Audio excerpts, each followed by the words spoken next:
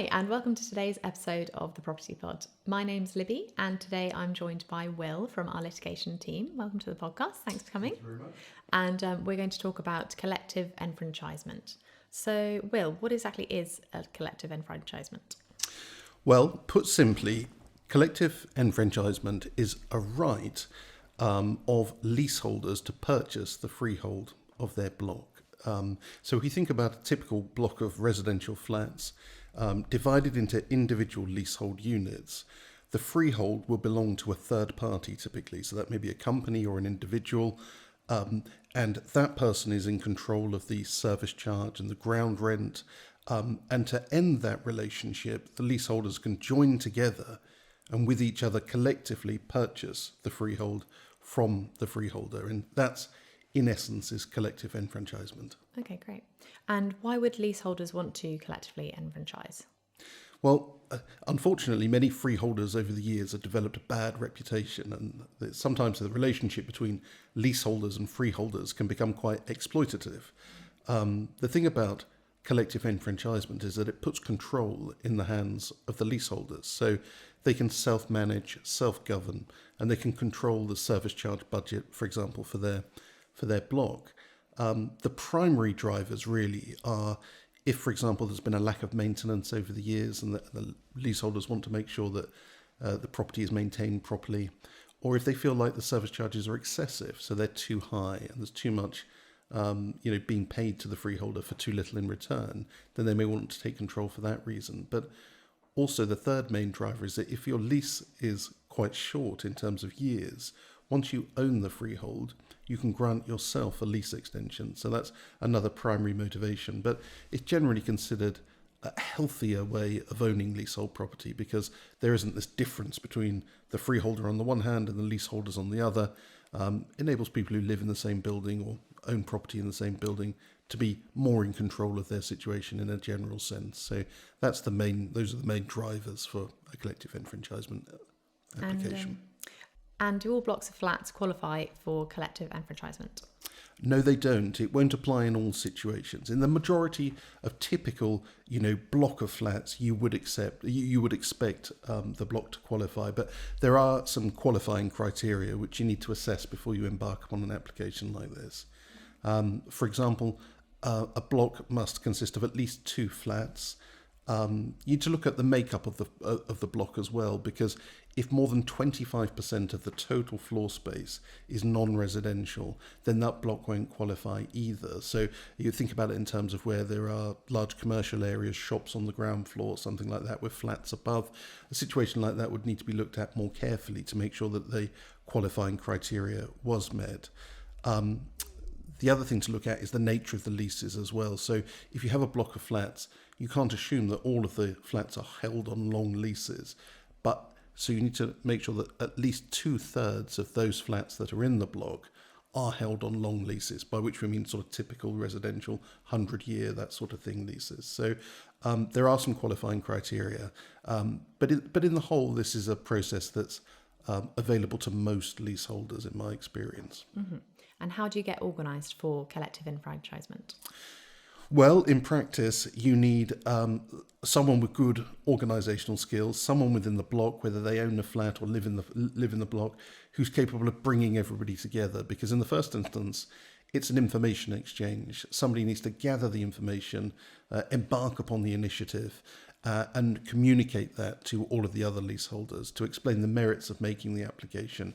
So ordinarily, there might be a sort of group Zoom call, or there may be a physical meeting if the facilities are there to accommodate that. But essentially, it's about 1 or 2 people, in my experience, within the block who sort of take the reins, take it forward, and lead the application. Because in the first instance, what you want to do is sort of explain how this can be achieved, what the benefits of achieving it are, and then try to establish how many people within your block might be interested in participating. Mm-hmm. And how do you assess the purchase price? When we talk about collective enfranchisement, this is actually the purchase of the freehold. So the freeholder will be paid a sum of money, which we call the premium, and it's a complicated formula to establish how much money is actually paid. And so in all of these cases, we recommend the services of an expert surveyor. are employed. So it's worth just sort of searching. Maybe go via RICS, which is the registered body for surveyors, to try to find an expert in leasehold enfranchisement. And that individual will then look at the leases, look at the block, may come and do a physical inspection, will look at the title documents, and elements such as, what ground rent is payable, how long are the leases, what land might be included within the freehold, all feed into the formula. And so an expert surveyor would be able to assess the value. It's probably reasonably important to do that at an early stage so that people understand what financial commitment is going to be involved in being part of the participating group. Mm-hmm. And what does the solicitor do? Well, the solicitor gets on board typically once that initial meeting has taken place. So what you're looking for is at least 50% of leaseholders forming your participating group. So you've got 10 flats, to use a simple example. Provided that 5 owners participate in the group, they have the basis upon which they can take it forward. At that point, a solicitor should be employed. And what the solicitor will usually do is recommend a participation agreement, which is effectively a contract between those leaseholders who are involved in the group. And it sets out their rights and obligations, what the timescales are, when payments will be required, what the consequences of withdrawing from the group might be, so that this collection of individuals who might not know each other very well actually do have, a binding commitment to each other to go forward with this project. So the solicitor's first involvement will be to draft a participation agreement. He or she will also check the qualifying criteria to make sure, as we discussed, that your block does actually qualify for the application. And then ultimately, once those two things have been checked, the solicitor will advise on the nominee purchaser. So this is the idea that an entity will have to be formed, and this is usually a company made up of the leaseholders, because otherwise you'd have one or two nominees, which probably doesn't work very well. The ideal way to proceed is to form a company which will own the freehold. The leaseholders are then members of that company, and the company becomes their nominee, i.e. it's nominated to effect the purchase on their behalf. So the solicitor will get involved in the formation of that company. So once you have your participation agreement, your valuation advice, and your company, you're ready to go forward. The solicitor will find out who your freeholder is. I mean, you may think you know, but it's worth checking that, and where they can be served with documents. And once all of that has taken place, the solicitor drafts what's called the initial notice. And this is the formal commencement of the process, whereby a notice is served on the freeholder stating the intention of the leaseholders to purchase the freehold. And so that's the initial involvement of the solicitor at that stage. Mm-hmm. And can you tell me a little bit more about the process? Well, so we've got to the point in the previous description where the initial notice has been served. This is the notice that once it lands on the doorstep of the freeholder, they know that the process has begun. The notice will specify a time period which must be not less than 2 months for the freeholder to serve their counter notice. Now, the essential qualities of the tenant's notice, the leaseholder's notice, is that it will suggest a price. So that would be the opening price that they want to purchase the freehold for.